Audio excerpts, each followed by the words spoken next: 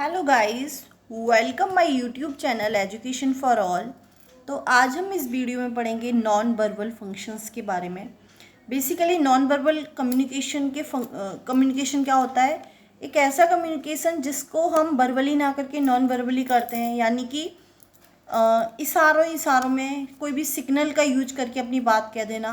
This is called non verbal communication. तो इसके functions कौन कौन से हैं? सबसे फर्स्ट आता है इसका असेंटिंग। सबसे फर्स्ट है असेंटिंग। असेंटिंग का मीन्स क्या होता है? फर्स्ट है असेंटिंग, जिसका मीन्स होता है अटेंशन। अटेंशन किस पर देना? वर्ड्स पर या टर्म्स पर। जैसे मैंने बोला कम्युनिकेशन, तो ये क्या है? अटेंशन को शो करता है। इसके बाद आता है मॉड्यूलेटिंग। मॉड्यूलेटिंग मीन्स इग्नोर कर देना, यानी कि इसका अपोजिट ऑफ असेंटिंग। असेंटिंग में तो हम वर्ड्स को मतलब अटेंशन दे रहे थे, यहाँ पे इग्नोर कर देते हैं। जैसे कि फॉर एग्जांपल टीचर ने स्टूडेंट्स ने टीचर से कोई क्वेश्चन पूछा, टीचर को उसका आंसर नहीं आता, तो वो डायरेक्ट मना नहीं करता है, वो क्या कहता है? कल बताएंगे। तो क्या है? इग्नोर कर रहे हैं मतलब।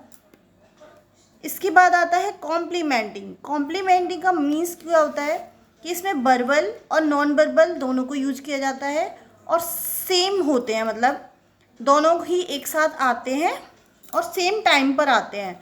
मतलब ऐसा नहीं है कि दोनों में गैप हो, कोई गैप नहीं होता। जैसे कि टीचर ने पूछा क्या तुमने होमवर्क किया है, तो बच्चा आंसर दे रहा है, हाँ में हाँ भी बोल रहा है मुझसे, मतलब वर्बली भी यस सर मैंने होमवर्क किया है, और उसके अलावा अपना जो बॉडी लैंग्वेज है, मतलब अपना हेड भी हिला रहा है, मतलब सर को हिलाकर भी हाँ कर रहा है और मुँह से भी बोल रहा है, दोनों को साथ में कर रहा है, वर्बली भी और नॉन वर्बली भी। इसके बाद आता है सब्सटीट्यूटिंग। सब्सटीट्यूटिंग का मतलब होता है रिप्लेस करना, यानी कि वर्बल वाले कम्युनिकेशन को हम नॉन वर्बल में रिप्लेस कर देते हैं, यानी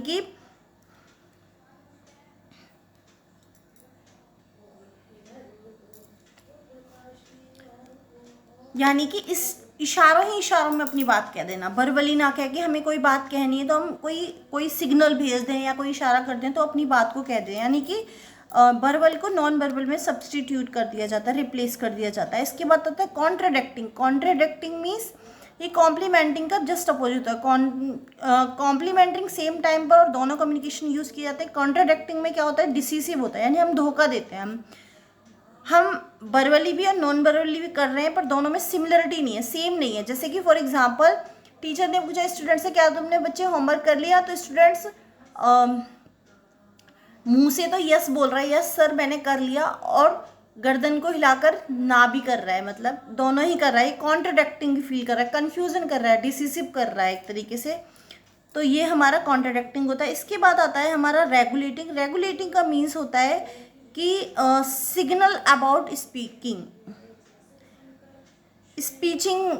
जो हो रही है, यानी कि स्पीच दी जा रही है। जैसे कोई गेस्ट है या फिर किसी फ़ोन से या फिर किसी दोस्त से कलिंग से हम बात कर रहे हैं और हमें बोरियत आ रही है, हमें उसकी बातें अच्छी नहीं लग रही हैं, तो हम उस बात को काटने के लिए हम उससे डायरेक्टली तो नहीं कह सकते क्योंकि वो बुरा मान जाएगा। तो फिर हम क्या कह सकते हैं? कुछ शब्द लगाते हैं, जैसे bye, see you tomorrow, thank you, इस तरीके से मतलब रेगुलेटिंग कर रहे हैं, उसको कंट्रोल करना, रेगुलेट कर रहे हैं मतलब उसकी स्पीच को। इसके बाद आता है रिपीटिंग। रिपीटिंग का मतलब होता है gap.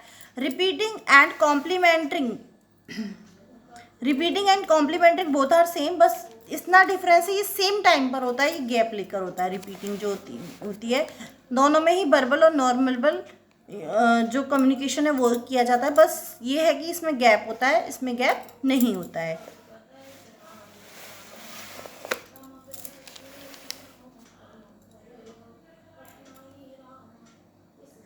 I hope you will like this video. If you like, please like, share and also subscribe my YouTube channel Education for All.